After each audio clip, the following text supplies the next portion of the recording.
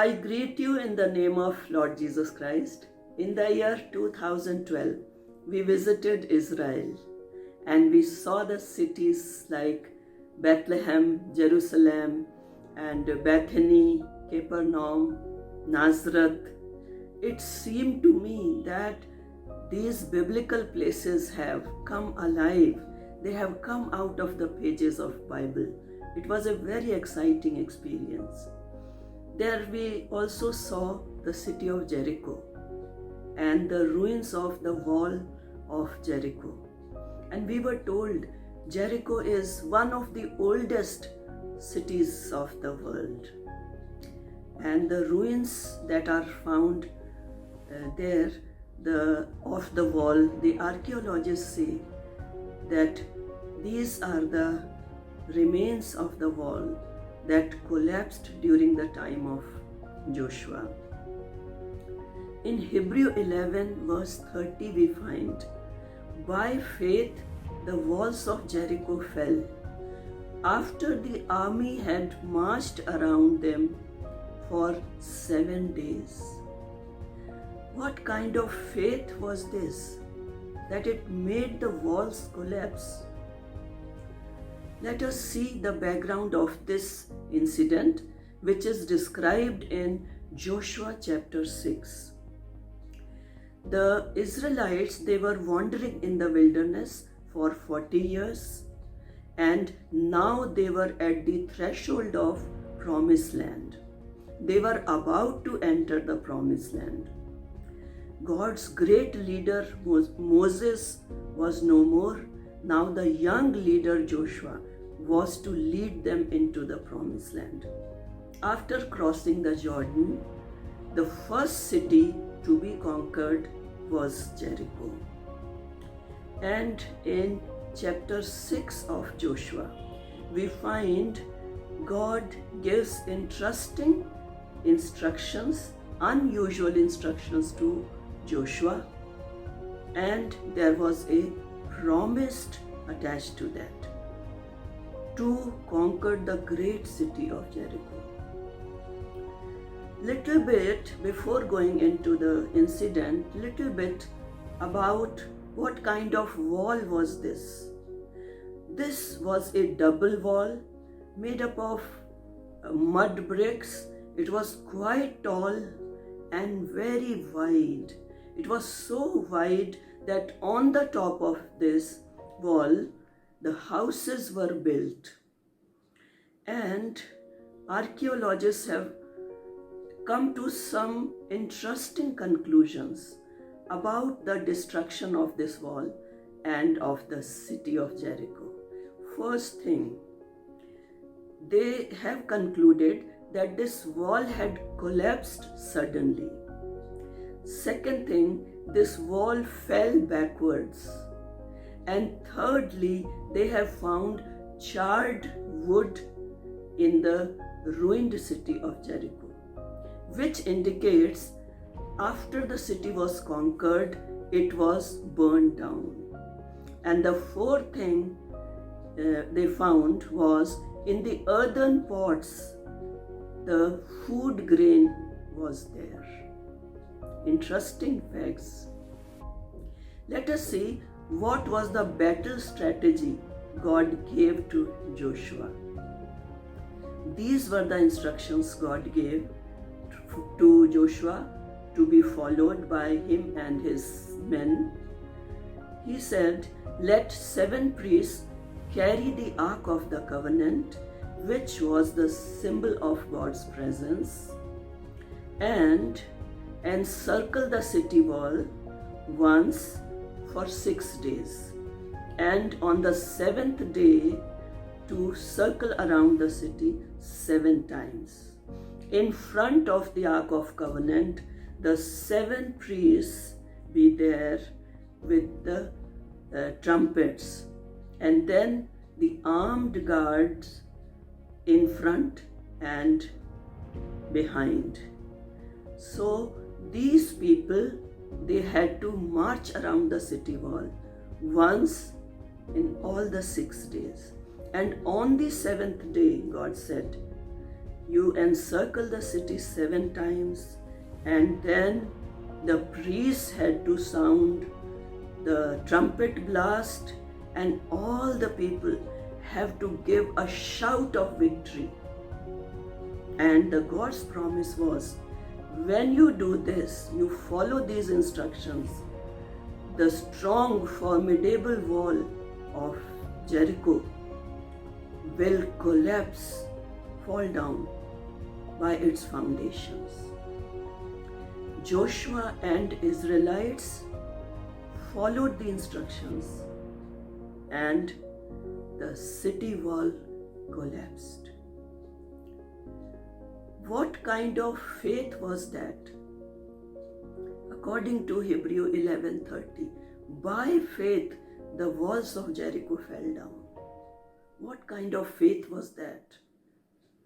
That made the wall collapse and led them into victory. Let us see a few things about this kind of faith that wins, which is victorious. The first thing is, this kind of faith dares to take God at His word. Because God has said it, it will happen. There are no ifs or buts or how will it happen. Suppose it doesn't happen. Nothing of these things. Simple childlike faith. Suppose a child is sitting on a high wall and father says, "Child, jump and I'll carry you in my arms." And the child jumps. He takes father at his words. We need to have simple, trusting, childlike faith. Jesus also said, unless you become like little children, you cannot inherit the kingdom of God. God had told Joshua in Joshua 6:2, I have delivered Jericho into your hands. Joshua took God at his word, and he found the promise fulfilled. Charles Spurgeon has said, if I take God at his word, the responsibility of fulfilling his promise does not lie with me, but with God who made the promise. We need to take God at his word in simple childlike faith if we want to win our battles. Second thing about this faith is, even if what God is saying does not make sense to me, or it is contrary to the wisdom of the world, it may be appearing foolishness to other people, yet we take it, believe it, and accept it that it is going to happen, even if we are not able to understand it. The commands God gave to Joshua, he may not have understood them fully. These are not the steps of a battle strategy. Never heard of that battles are won and the cities are conquered just by encircling the city wall and shouting at the wall. But Joshua dared to take it, accept it, and believed it, even if it may be appearing foolishness to people around him, or he was not able to make a sense out of it. He believed it, he took it, and he was victorious. Many times, my beloved, God gives us commands, God gives us some actions, God tells us certain things which we are not able to understand. They may not make sense to us, and in others' eyes, they may be foolishness. Take it for yourself. Then we will be victorious. When God told Noah to build the ark, the people around him may be laughing at him. It may be foolishness to him. But Noah believed, took it, and continued doing that. Jesus going to the cross and dying for the sins of mankind, it may have appeared foolishness to people. But the Bible says those who believe, it is the power of God to save them. Let us see 1 Corinthians chapter 1 and verse 18. For the message of the cross is foolishness to those who are perishing, but to us who are being saved, it is the power of God. The death of Jesus on the cross to redeem whole humanity, this did not make sense to many people. It may sounded foolishness to many, but to those who believe, it becomes the power of God to save them, redeem them, forgive them. Even today, when we share the message of the cross with people, to many it seems foolishness. They think, how could it be that a man died 2000 years back, and if I put my trust in him and his sacrificial death, I will be forgiven? How could it be? It seems foolishness to them. The last thing about this faith that wins is this kind of faith dares to obey God.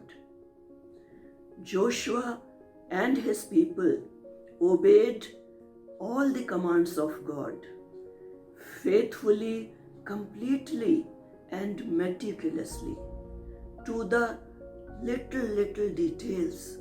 They did not try to change anything.